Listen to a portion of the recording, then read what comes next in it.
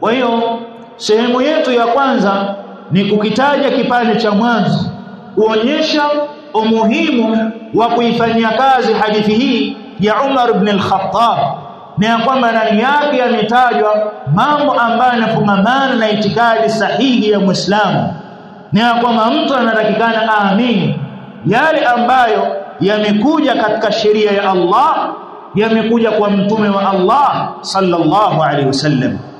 Wazi? Na katika hayo ni kuamini katika masala ya qadar, katika kuamini katika masala ya qadar.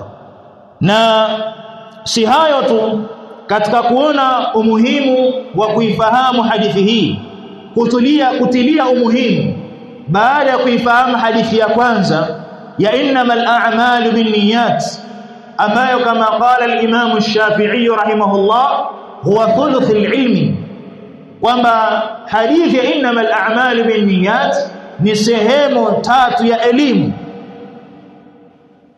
Baada ya hadithi hiyo ikaja hadithi hii ya Jibril, ambayo ndani yake yametajwa mambo yanayofungamana na itikadi ya Muislamu. Maana baada ya kusahihisha nia yako kwa Allah, kinachotakikana baada ya hapo, sahihisha itikadi yako. Yani jambo la itikadi ni jambo muhimu. Yani baada ya kuwa moyo wako ushamwelekea Allah, sahihisha itikadi uliyokuwa nayo. Je, ndiyo itikadi sahihi? Wazi? Tunafahamiana nzuri hapa.